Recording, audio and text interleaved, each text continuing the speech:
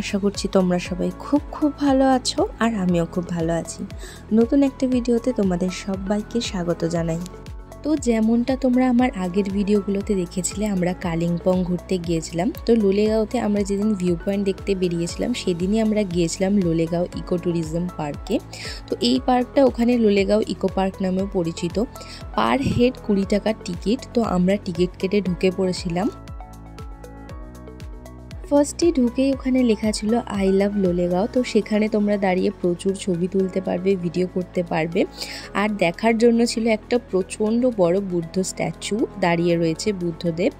আর ওপর থেকে ভিউটা ছিল কিছুটা এরকম। ওখানে দোলনা ছিল, বসার বেঞ্চ ছিল, আর একটা সেতু মতন ছিল, তোমরা এপার থেকে ওপার যেতে পারবে। যেটার ক্লিপটা আমার নেওয়া হয়নি, মানে ইউটিউবের রেশিওতে নেওয়া হয়নি, ওটা শর্টসের রেশিওতে রয়েছে। তোমাদের সাথে আমি শর্টসে ওটা শেয়ার করে দেবো। আর এই হচ্ছে বুদ্ধ স্ট্যাচুটা।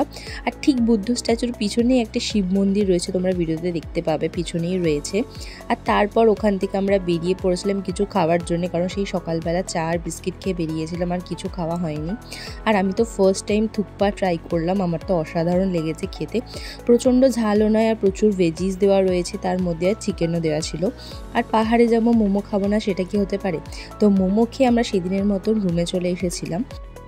এটা হচ্ছে নেক্সট মর্নিংয়ে আমরা সকাল সকাল ঘুম থেকে উঠে ব্রেকফাস্ট করে রেডি হয়ে নিয়েছিলাম, কারণ আমাদের গাড়ি চলে আসবে, কারণ আমরা WBFDC রিসর্টটা ছেড়ে দেবো। এবারে আমরা চলে যাব হচ্ছে লোলেগাঁও থেকে লাভার উদ্দেশ্যে।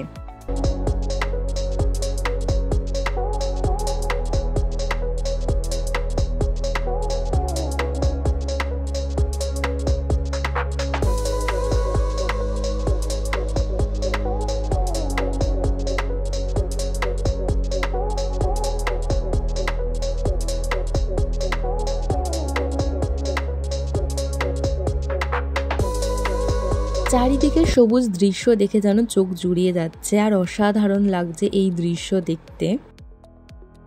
তারপর আমরা ফাইনালি পৌঁছে গেছিলাম লাভা মনেস্ট্রি। আর এই লাভা মনেস্ট্রি, এটা হচ্ছে দুটো রাস্তায় ওপরের দিকে উঠে যাচ্ছে। আর এই রাস্তাগুলো ধরে ওপরের দিকে উঠে গেলেই তোমরা পেয়ে যাবে লাভা মনেস্ট্রি। আর এখান থেকে দেখো পাহাড়গুলো কি সুন্দর লাগছে। বলে রাখি, সেদিন রোদ উঠেছিল, কিন্তু আমরা কিন্তু কাঞ্চনজঙ্ঘা দেখতে পাইনি। রোদ উঠেছিল বাট ক্লাউডি ছিল। আর এই দেখো দূরের পাহাড়টা আমি তোমাদেরকে জুম করে দেখাচ্ছি, কি সুন্দর লাগছে পাহাড়টা। আর মারাত্মক হাওয়া দিচ্ছিল, আর ঠান্ডা লাগছিল ওপরটাতে। আমি এই তাড়াতাড়ি করে পরে সিঁড়ি দিয়ে উঠে যাচ্ছিলাম। আর ঠিক এই সিঁড়িটা দিয়ে উঠে গেলেই তোমরা পেয়ে যাবে লাভা মনেস্ট্রি।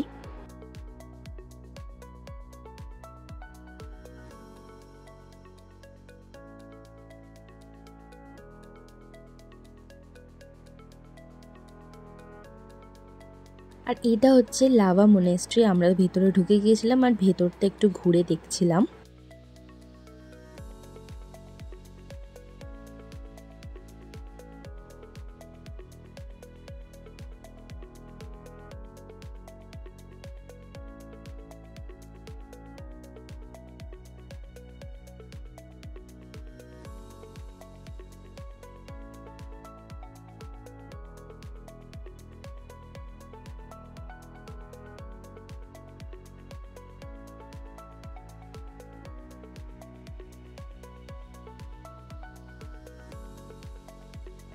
তারপর ফাইনালি আমরা লাভা মনেস্ট্রি থেকে বেরিয়ে পড়ি। আর বেরিয়ে পড়ার পর আমরা একটা দোকানে দাঁড়িয়ে একটু চা খেয়ে নিচ্ছিলাম।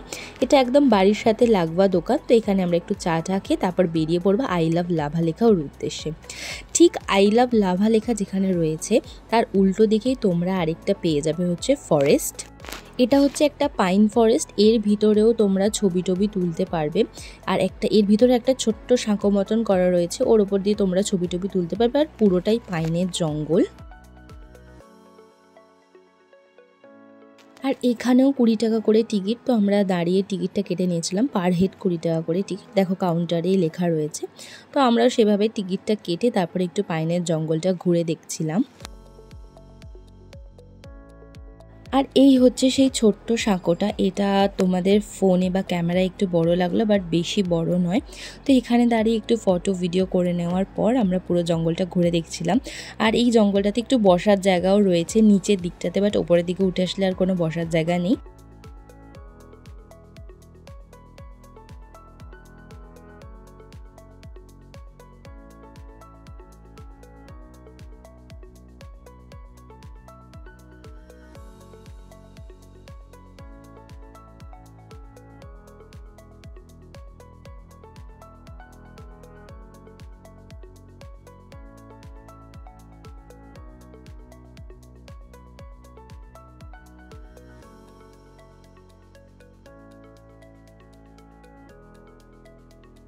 তারপর ওখান থেকে বেরিয়ে আমরা চলে এসেছিলাম হনুমান টপের উদ্দেশ্যে। তো ওইখানে রয়েছে একটা হনুমান মন্দির, আর সিঁড়ি দিয়ে ঠিক একটু ওপরে উঠে যেতে পারে প্রচণ্ড বড় একটা বজরংবলীর মন্দির রয়েছে। এখানে কোনো রকম টিকিট লাগে না, জাস্ট এমনি তোমরা উঠে যেতে পারবে। এই যে এই সিঁড়িটা দেখছো, এটা দিয়ে তোমরা উপরে উঠে গেলে আর একটা লম্বা সিঁড়ি রয়েছে, এখানে দেখো লেখা রয়েছে শ্রী শ্রী হনুমান টপ। তো এখান থেকে তোমরা একদম উপরের দিকে উঠে গেলে পেয়ে যাবে একটা বিশাল বড় বজরংবলীর মূর্তি।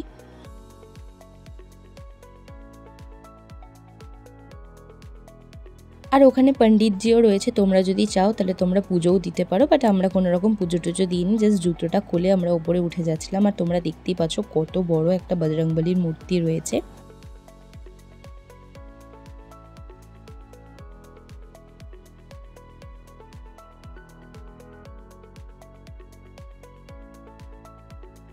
হনুমান মন্দিরের পাশেই রয়েছে একদম একটা দুর্গা মন্দির। দুর্গা মন্দির ঠিক বলা যায় না, কারণ দুর্গা মন্দিরের পাশেও আরেকটা শিব ঠাকুরের মন্দির রয়েছে। তো আমরা সেটা একটু ঘুরে দেখছিলাম, আর সেখানে একটু ঠাকুরকে নমস্কার করে আমরা এখান থেকে বেরিয়ে যাব।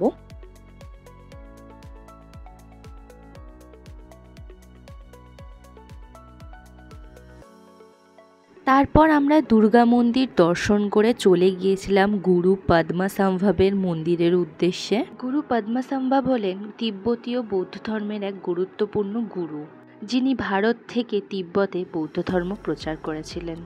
এখানে ঢুকতে কোনো রকম টিকিট কাটতে লাগে না।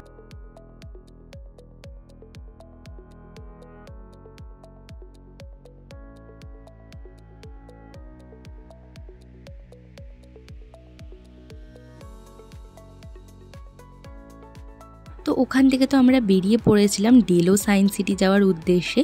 সায়েন্স সিটির পুরো ভিডিওটা আমার নেক্সট পার্টে আসবে, তো ততক্ষণ অবধি আমার চ্যানেলটাকে সাবস্ক্রাইব করে দাও আর আমার পাশে থেকো। তো চলো, তোমাদের সাথে দেখা হবে অন্য কোনো একটা নতুন ভিডিওতে। ততক্ষণের জন্য বাই।